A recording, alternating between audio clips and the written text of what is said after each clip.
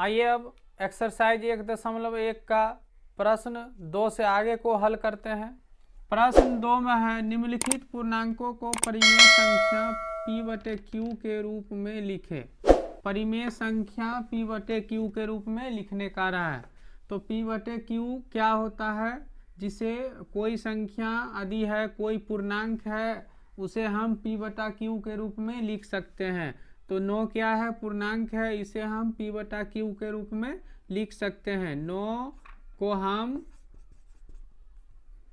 हल लिख देंगे। 9 को यदि हम 1 से भाग देंगे तो वह क्या होगा? 9 ही होगा, और इसे हम परिमेय संख्या के रूप में 1 से भाग देकर और लिख सकते हैं। परिमेय संख्या यह होगा क्योंकि यह p/q के रूप में आ रहा है।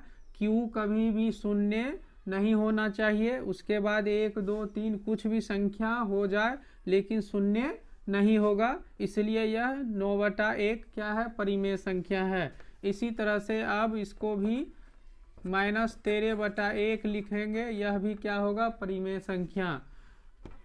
20/1 लिखेंगे, यह भी क्या होगा?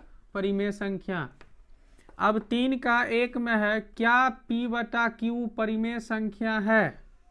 यदि p बराबर 0, यदि p बराबर 0 हो, यानी क्या रहा? क्या p/q परिमेय संख्या है? यदि p बराबर 0 हो तो इसका आंसर क्या होगा? हाँ, p/q बराबर 0, यानी p बराबर 0 हो सकता है क्योंकि 0 क्या है? परिमेय संख्या है। तो p बराबर यदि 0 होगा तो परिमेय संख्या ही होगा, क्योंकि 0 क्या है? परिमेय संख्या। यदि 0 में कोई संख्या से भाग देंगे तो वह क्या आएगा? 0 आएगा, इसलिए यह परिमेय संख्या है। अब 2 में है, क्या p/q परिमेय संख्या है? यदि q बराबर 0 हो तो इसका आंसर होगा नहीं, क्योंकि p यानी परिमेय संख्या होने के लिए p/q और q बराबर नहीं 0 होता है, यानी q बराबर 0 नहीं होता है। यहाँ कह रहा है q बराबर 0 हो तो क्या p/q परिमेय संख्या होगा? तो नहीं होगा, क्योंकि q बराबर 0 नहीं होता है। इसका आंसर हो जाएगा नहीं। p बराबर 0 होगा लेकिन q बराबर 0 नहीं होगा। अब आइए प्रश्न अगला को सॉल्व करते हैं। प्रश्न 4 में है रिक्त स्थानों को भरें।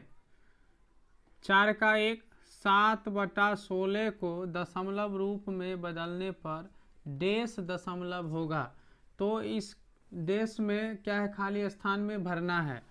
तो देखिए यहाँ शांत दशमलव और अशांत दशमलव। शांत दशमलव आइए हम समझते हैं। शांत दशमलव जो होता है, शांत दशमलव यह लिख लेते हैं। शांत दशमलव हर का रूट गुणनखंड यानी हर का अभाज्य गुणनखंड करने पर, हर का अभाज्य गुणनखंड करने पर 2 और 5 आता है तो वह शांत दशमलव होगा। वह शांत यानी अभाज्य गुणनखंड हर का, किसको करना है? हर को। अंश बटे हर होता है तो अंश ऊपर वाले, हर नीचा वाले। तो हर का अभाज्य गुणनखंड यदि हम करेंगे तो क्या आना चाहिए? 2 और 5, यानी 2 2 2 सिर्फ आ रहा है तो वो शांत होगा।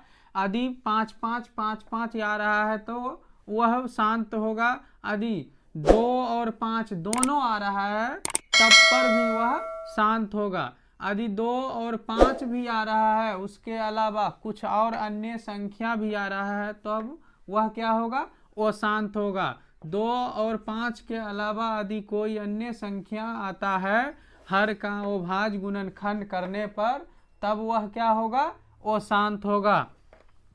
यहाँ हर कितना है, हर है 16, 16 का अभाज्य गुणनखंड यदि करते हैं 2, 8 दूना 2, 4 दूनी 2, 2 दूनी, तो कितना आ रहा है 2 गुना 2 गुना 2 गुना 2, यानी 2 पर पावर 4, यानी 2 2 सिर्फ आ रहा है, तो यह क्या होगा, शांत होगा। इसे हम खाली स्थान में क्या लिखेंगे, यहाँ शांत लिखेंगे। हम इसको भाग देकर भी बना सकते हैं, यानी 7 में 16 से भाग देंगे तो हमें शांत और अशांत पता चल जाएगा, और यहाँ खाली स्थान में लिख सकते हैं। आइए इसी तरह से यानी दूसरा को बनाते हैं। 3/25 को दशमलव रूप में बदलने पर डेश दशमलव होगा। 3/25, अब 25 है हर, तो हर 25 का हम अभाज्य गुणनखंड करेंगे तो 5 गुना 5 आएगा, सिर्फ 5 5 आ रहा है, तो यह क्या होगा, शांत होगा। तो लिख देना है 5 पर पावर 2, यानी शांत होगा, यह शांत होगा। 3 नंबर में 7/12 को दशमलव रूप में बदलने पर डेश दशमलव होगा। अब 12 का यानी हर जो है, हर का अभाज्य गुणनखंड कीजिए। हर कितना है, 12 है, तो 12 का अभाज्य गुणनखंड क्या होगा, 2 गुना 2 गुना 2, 2 दूनी 4 और 4 तिया 12।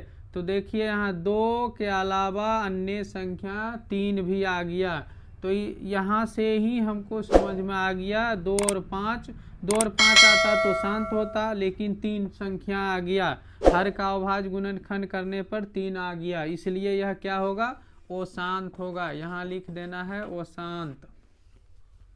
4 में है यदि परिमेय संख्या p/q के हर का रूढ़ गुणनखंड 2 और 5, रूढ़ का मतलब अभाज्य होता है, अभाज्य गुणनखंड 2 और 5 हो तो p/q को शांत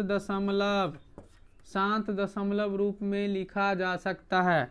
देखिए वही चीज है, अधिक परिमेय संख्या p/q के हर का अभाज्य गुणनखंड, हर का अभाज्य गुणनखंड यहाँ किए हैं, तो हर का अभाज्य गुणनखंड 2 और 5 हो तो अभाज्य गुणनखंड करने पर यदि 2 और 5 आता है तो वह क्या होगा, शांत दशमलव के रूप में लिखा जा सकता है।